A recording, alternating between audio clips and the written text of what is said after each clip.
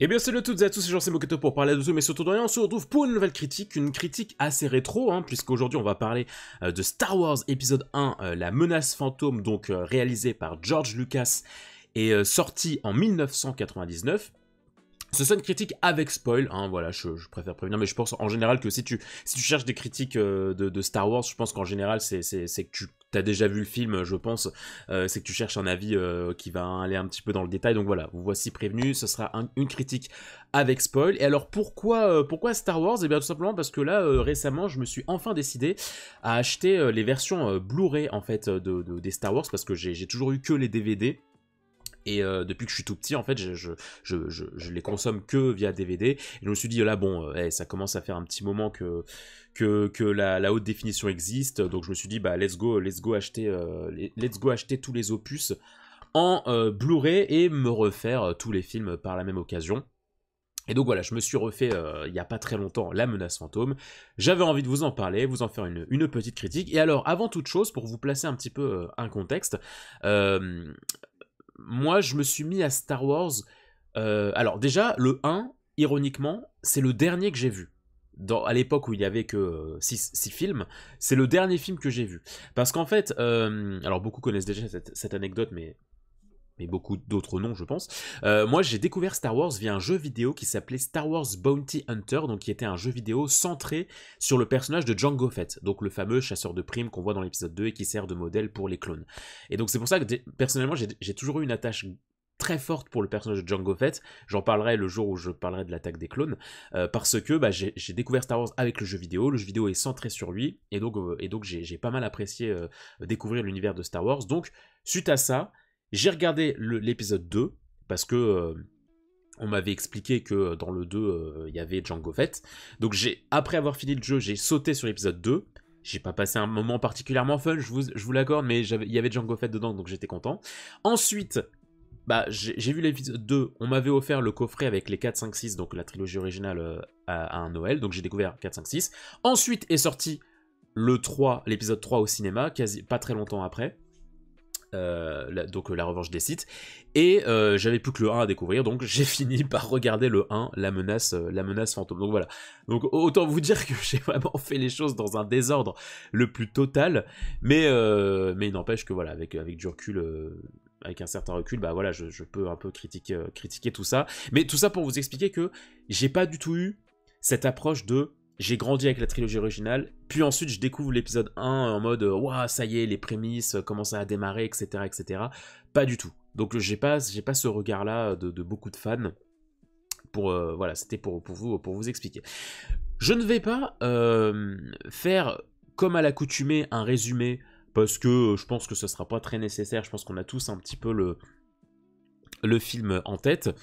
Mais donc, alors, cet épisode 1, donc, qui lance la prélogie, qui a la lourde tâche donc d'introduire un petit peu chronologiquement toute l'histoire de Star Wars, l'univers de Star Wars, et qui doit raconter un petit peu les origines, en fait, de Anakin Skywalker, donc le futur Dark Vador, et surtout de présenter l'ère des Jedi, l'ère où les Jedi existaient encore.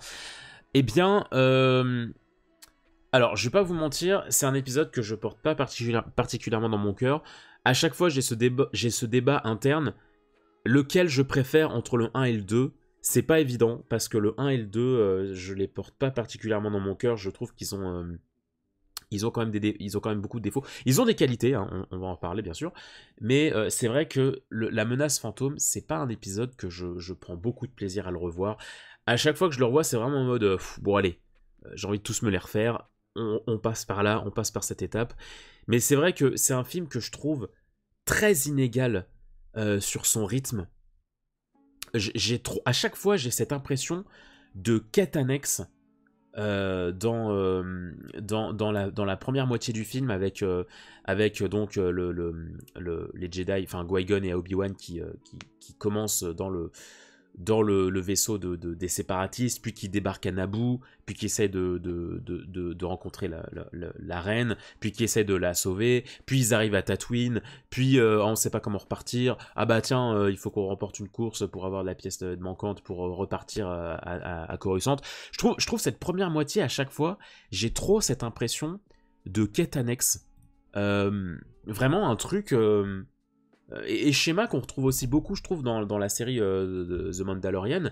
C'est-à-dire il y a des phases très filler où en fait on est encore un peu loin des vrais enjeux de l'intrigue. Et c'est vrai que c'est une partie que je trouve pas particulièrement intéressante parce que... en fait, il peut y avoir des passages annexes mais qui te racontent des choses vraiment intéressantes. Là, je trouve que c'est pas forcément le cas.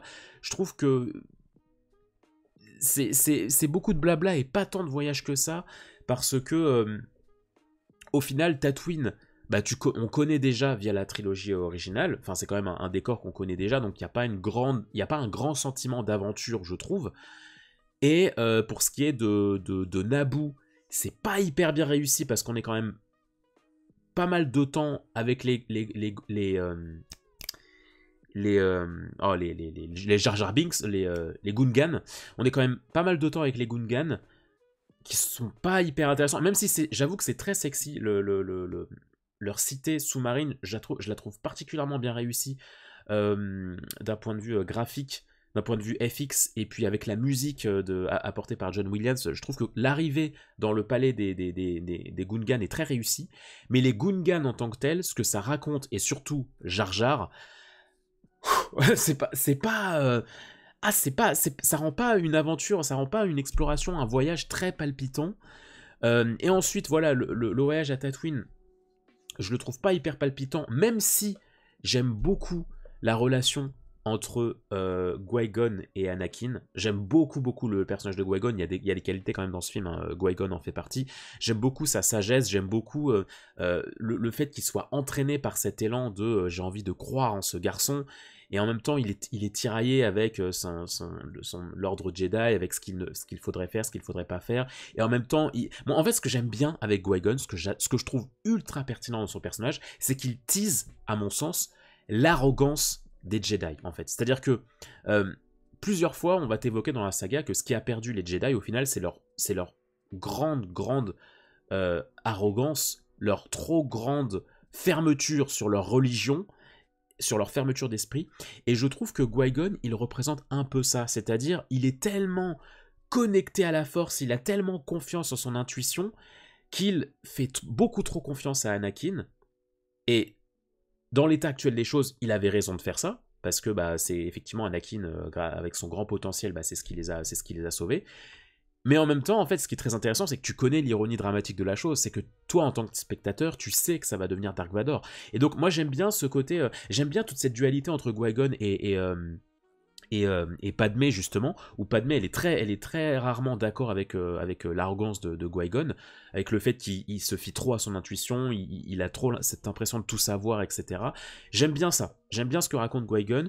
Je trouve Anakin enfant assez touchant dans son côté espiègle, dans son côté surtout grande bienveillance, qu'on perd complètement dans l'épisode 2, mais on y reviendra un autre jour. Mais en tout cas, la manière dont nous est présenté Anakin d'un point de vue personnage, j'avoue, j'aime bien. J'aime bien ça.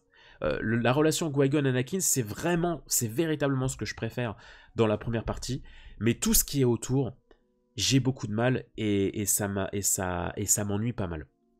Je vais pas parler 1000 ans sur Jar Jar, parce que je pense qu'on est tous d'accord sur le fait que la pertinence de ce personnage est très discutable, ses blagues fonctionnent pas, il a un peu vieilli, je trouve, d'un point de vue numérique, etc., etc. Voilà, il apporte une dynamique, Jar Jar, à laquelle je suis pas un grand fan.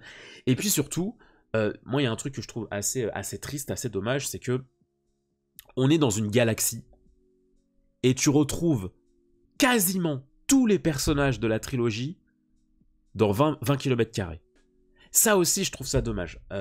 Quand j'étais petit, ça me dérangeait pas tant que ça, parce que j'avais pas trop la trilogie sur laquelle m'appuyer, mais avec du recul, je me dis, putain, en une demi-heure, tu croises Obi-Wan, R2-D2, C3PO qui a été construit par Anakin, donc Dark Vador, tu vois Yoda dans le conseil, en fait, il manquait juste Chewbacca, tu vois Padmé avec sa coiffure, tu fais directement le parallèle avec Padmé, enfin, vraiment, la grande majorité des personnages de ce film, tu vois Dark Sidious aussi, enfin tu vois, genre, vraiment, l'intégralité du cast quasiment, il est pas nouveau en fait. Ça transpire pas la nouvelle génération. C'est vraiment tous les pions de l'ancien temps. Hop, ils étaient là aussi, tu vois. Ils étaient tous en même temps. Ils sont tous rencontrés en même temps. Ça aussi, c'est un peu dommage parce que les mecs, on est dans une galaxie, quoi. Enfin, genre, on devrait rencontrer plus de nouveaux personnages que juste Jar Jar, tu vois. Genre, c'est un peu, c'est un peu ça aussi que je trouve un petit peu dommage. J'aime bien quand même la manière dont ils ont représenté Coruscant. Tout le passage à Coruscant, il est assez intéressant. Alors, on reproche beaucoup à la prélogie d'être très politique. Moi, ça m'a jamais trop gêné tant que ça raconte quelque chose. Et surtout, je trouve que c'est un élément essentiel parce que il est quand même question de convertir une république, une démocratie, en un empire. Donc pour moi, c'est évident qu'il faut une place politique dans la prélogie pour comprendre comment on en est arrivé là. Donc moi ça me dérange pas tant que ça, le côté politique dans la prélogie. Ça m'embête quand ça nique le rythme. Là, c'est pas tant le cas, je trouve. Mais c'est vrai que moi, je trouve toujours l'arc de Coruscant dans ce film très... euh, comment dire très frustrante, parce que tu tapes 1 heure où il se passe pas grand chose, et la partie Coruscant où tu rencontres enfin l'ordre Jedi, t'as enfin des questionnements sur le potentiel d'Anakin, et bah au final ça passe très très vite. Ça passe très vite, tu repars très très vite à Naboo, et vers une bataille où pareil je suis pas un grand fan. Donc pareil, je dirais que j'aime beaucoup la partie Coruscant parce que ça tisse beaucoup de choses, enfin ça rentre vraiment dans une culture Jedi qu'on ne connaît pas vraiment et qu'on découvre enfin. Mais c'est très esquissé, on part très vite pour revenir au conflit de Naboo. Et ça, je trouve ça, ouais, je trouve ça un peu dommage. Pareillement, voilà, je vous en parlais, mais la bataille finale, le climax, pareil, je suis pas un grand fan. J'aime beaucoup le combat Qui-Gon, Obi-Wan, Dark Maul, même si, je dois bien avouer, que je n'ai jamais trop compris la pertinence d'un point de vue mise en scène de ce qui cause un peu la mort de Qui-Gon, à savoir les portes, là vous savez, les espèces de portails qui se referment et qui séparent Qui-Gon et Obi-Wan, et du coup ils sont là, ils se regardent pendant 1000 ans, le temps que les portes se rouvrent pour affronter Dark Maul. Ça, j'avoue que d'un point de vue mise en scène, j'ai rarement compris l'intérêt de ça. J'ai rarement compris... Alors oui, ça crée une sorte de tension, une sorte d'attente, mais je trouve ça un peu... je trouve ça un peu maladroit dans l'intensité du truc. Mais ouais, la bataille avec les Gungans contre les droïdes, je suis pas hyper fan. Et puis pareil, Anakin qui détruit le convoi, les vaisseaux séparatistes qui flottent au-dessus de Naboo. Pareillement, je suis un peu en mode, bon, c'est un peu gros, quoi, parce que il était tout seul, quoi. Genre, à lui tout seul, il a fait tout ça. Bon, c'est un peu mitigé. Un peu mitigé tout ça, sur tout ça. Après, il y a aussi des points forts, effectivement. La course à Tatooine, j'avoue, quand bien même, il y a, comme j'expliquais, il y a un contexte de quête annexe qui ne me passionne pas plus que ça, je suis bien obligé de reconnaître que la course en tant que telle est très réussie. À Jabba aussi, enfin les Hutt aussi qu'on voit aussi dans les personnages, quand je disais qu'il y a plein de personnages dans 15 mètres carrés, il y a les Hutt aussi, enfin il y a... Alors là c'est Gardoula, c'est la sœur de Jabba, pareil je sais que Gardoula c'est la sœur de Jabba grâce au jeu Bounty Hunter, mais pareil, alors c'est pas Jabba mais ça reste quand même un clin d'œil aux Hutt, mais bon bref. Donc oui, la course je la trouve quand même très réussie. Graphiquement, l'intensité, le rythme, les rebondissements, les différents concurrents et tout, voir comment tous les appareils les dispositifs qui sont mis en place pour un petit peu divertir, j'aime bien. Franchement, j'aime bien. J'aime bien Dark Maul. Je suis pas un grand suceur de Dark Maul, mais j'avoue, il a la classe et son côté très muet, très discret, il parle quasiment pas. Je trouve que ça fonctionne. Je trouve qu'il a un charisme qui fonctionne très bien. Sans parole, il incarne vraiment une prestance assez légendaire. J'aime bien le fait qu'il soit le seul personnage, je crois. Alors j'ai vu tout Clone Wars, mais je l'ai vu qu'une fois, donc toute la série Clone Wars, donc peut-être que je dis une connerie. Mais en tout cas, dans les films, c'est le seul qui a le double sabre, le double sabre qui se... Hop là, il en active un, il en active un autre. Je trouve que ça fait toujours son petit effet. Donc ça, j'aime bien. J'aime bien les petits échanges qu'il a avec Dark Sidious parce que tu vois un petit peu Dark Sidious en action autre que dans son rôle d'empereur. Voilà, donc tu vois l'ombre qui plane. Donc ça aussi, je trouve ça assez agréable. Le personnage de Qui-Gon, j'en ai parlé. J'aime beaucoup l'idée. Les midi-chloriens, je suis indifférent. Je sais que c'est un truc qui a beaucoup trigger les fans, le fait qu'on puisse mesurer en fait le degré de puissance. Je suis d'accord qu'il y en ait plein que ça ait un peu saoulé. Il y avait beaucoup ça aussi dans Dragon Ball à un moment. L'idée a été abandonnée d'ailleurs, mais dans Star Wars aussi, tu me diras. Mais pareil, ça a été effectivement abandonné dans Dragon Ball avec le fait de mesurer l'échelle de puissance des personnages. Effectivement, ça ajoute. Ça sert pas à grand chose, je suis bien d'accord, mais moi je suis indifférent. C'est pas j'aime pas. Ça m'a jamais parlé plus que ça. Et puis dans les autres choses que j'aime bien, donc la musique, bien sûr, l'arrivée dans le palais, comme j'en parlais, ou le fameux Duel of Fates, je crois qu'il s'appelle, je crois qu'elle s'appelle la musique, le ça c'est un thème exceptionnel. Ça, John Williams pour le coup, enfin ce film nous a quand même pondu l'un des films les plus, l'une des musiques de films les plus stylées qui soit. Ça c'est une évidence.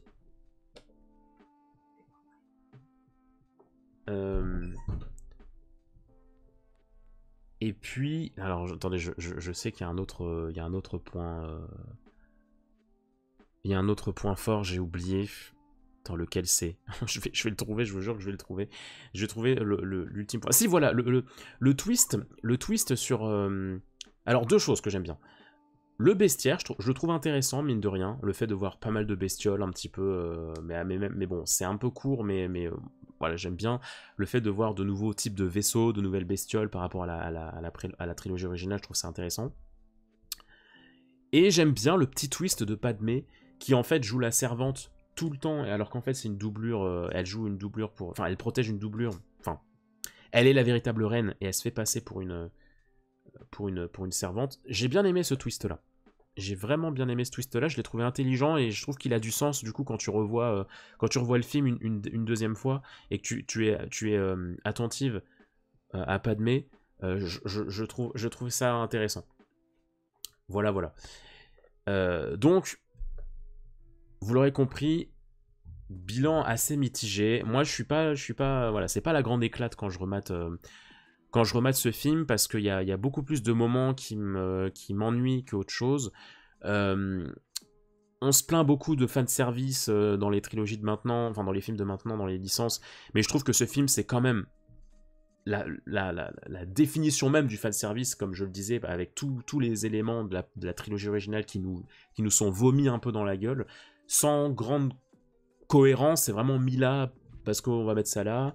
Voilà, je trouve qu'il y a quand même pas mal de trucs qui fonctionnent pas, ça traîne de la patte. Je trouve que c'est vraiment un film qui traîne de la patte et qui propose quand même beaucoup de scènes, des enchaînements de séquences qui... Voilà, c'est un peu lent. C'est un peu lent, j'ai un peu cette... j'ai un peu une impression de filler quand je vois ce film, mais voilà, encore une fois, il y a quand même des choses qui sont assez chouettes, les combats de sabre. Anakin enfant, encore une fois, j'aime bien sa relation avec sa mère, tout ce qui est son côté espiègle, son côté il veut bien faire, il est bienveillant, il cherche pas à être récompensé en retour, etc. Voilà, j'aime bien quand même, mais ça ne sauve pas le film. Voilà, c'était mon avis sur ce premier épisode de Star Wars, donc la menace fantôme. J'espère que cette critique vous aura plu. Je peux pas vous dire quand exactement je ferai les autres films, mais il y a moyen, en tout cas, j'ai revu l'Attaque des Clones il y a pas longtemps, je me refais la Revanche des Sith, j'ai quasiment fini de remater la Revanche des Sith, donc voilà, ce qui est de la prélogie, je pense que c'est sûr, je vais en faire une critique. Pour ce qui est des autres films, on verra. De toute façon, si jamais vous avez d'ores et déjà de disponible sur la Moquette TV une tier list de tous les films Star Wars, si jamais ça vous intéresse. Mais en attendant, voilà, je vous souhaite plein de bonnes choses. Prenez soin de vous et à très vite pour de prochaines critiques sur la chaîne de la Moquette TV. Bye bye les gens.